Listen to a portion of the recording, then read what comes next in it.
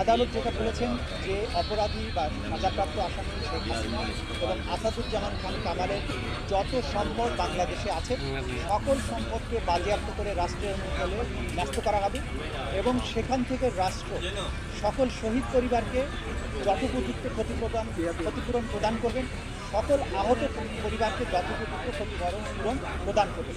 এটা হচ্ছে ক্ষতিপূরণের ব্যাপারে আদেশ। আর একটা অবজারভেশন তারা দিয়েছেন যে আওয়ামী লীগ এবং 14 দলীয় জোট যুবলীগ তাদের ব্যাপারে তারা যে একটা সন্ত্রাসী বা ক্রিমিনাল অর্গানাইজেশন, এইটা প্রসিকিউশনের পক্ষ থেকে সাবমিশন ছিল।